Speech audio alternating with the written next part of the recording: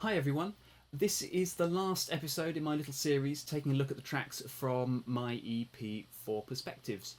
Today we're looking at the final track, The Dust of Day's End. As always, links will be in the description, so please do have a listen.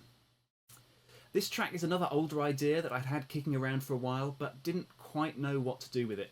A couple of years ago I was at the Laycock Village Summer Fair, which is just down the road from where I live in Wiltshire. And I was walking past one of the pubs, and being the sort of person I am, I had my phone out just recording the bustle of people moving around. And I also happened to capture a Morris band, a kind of a English folk band. They were just packing up, and their accordion player was noodling away playing something, and I captured that as I walked past. This is what it sounded like.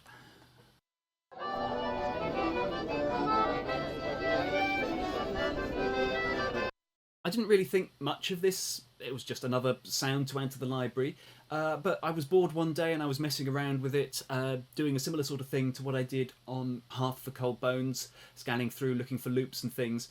And I tried slowing it down to half speed. And suddenly it became something completely different.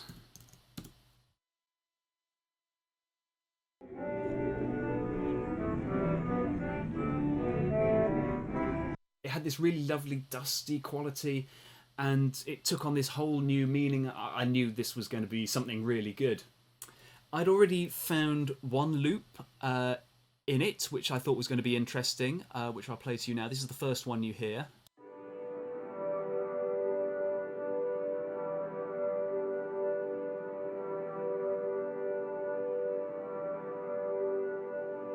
And I then set out looking for more that I could turn into a piece. The next one I found was this one.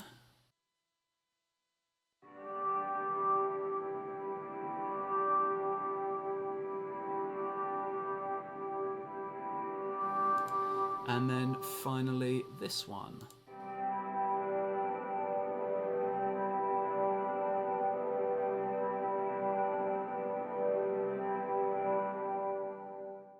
As we all know, repetition legitimizes, repetition legitimizes, repetition legitimizes, repetition legitimizes. And in this case, these loops took on this really gorgeous kind of dreamy nostalgic quality when looped over and over again. Even better was the fact that each of these loops were on different chords, so I knew I could build up some kind of interesting structure depending on how I arranged them. The final structure is fairly simple, as you can see, but I wanted to put the loops front and centre and really make the most of that dreamy quality and let them speak for themselves. I really, really want to do at some point a version where I've got actual tape loops of this, where they're actually running at half speed and kind of manually crossfading in between them. Unfortunately, I don't really have the equipment to pull that off. I need a lot more tape machines than the one I have on the shelf. The next thing this piece needed was something more rhythmic. The loops all kind of have a rhythm to them, but they don't really have the forward momentum that they need to sustain interest during a piece. This is probably something you've noticed about me.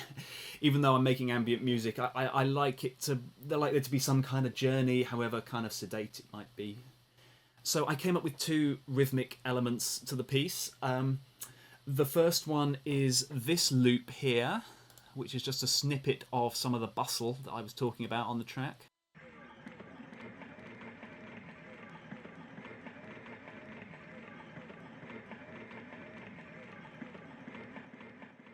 Run through a suitably large amount of processing. Although it's just the sound of people moving around, in this setting it sounds like some kind of rickety agricultural machinery or something, which just adds to the whole kind of rural feel of the piece. The other part is this bell part here.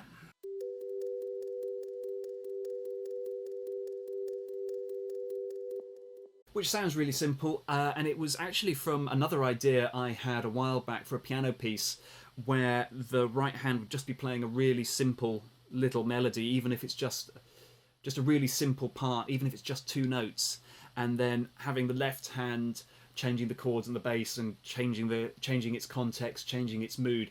Similar sort of thing to what I did on Hollow Cells.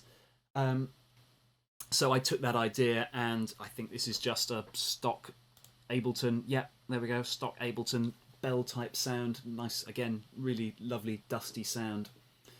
And I thought actually that that was it until I got home and listened to the track on my big speakers and realised that there was no bass in it whatsoever and it needed something. And I had a lot of fun doing this project, but I was getting sick of doing some tiny sample manipulation in the box or something, so I needed to do something on a keyboard, playing something live from a live synth. So I got home, I plugged in my Sub 37 behind me over here, dialed in a matter of seconds just some big warm bass sound, and I think it's probably just one take. I just played a really slow melody just under it, which sounds like this. As I've said before, I do love big warm basses.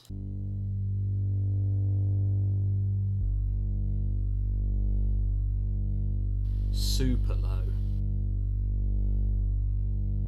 You can actually see I did one take because I've had to do little fixes on it where I didn't have the legato settings quite right and emphasise the wrong notes or whatever. But I just love the fact that it's a really simple part and none of the notes have been fixed in post or anything like that. The other part I added, because I was in a keyboard playing mood, is these little bell sounds, which I think it's the same bell sound that I used for the little... Yes, it is. The same rhythmic loop. And this was a nice little callback, I felt, back to Paths and Poets, which has those bell sounds to emphasise the changes. And it really kind of has that feel of like a meditation track where you have periodic bells coming in.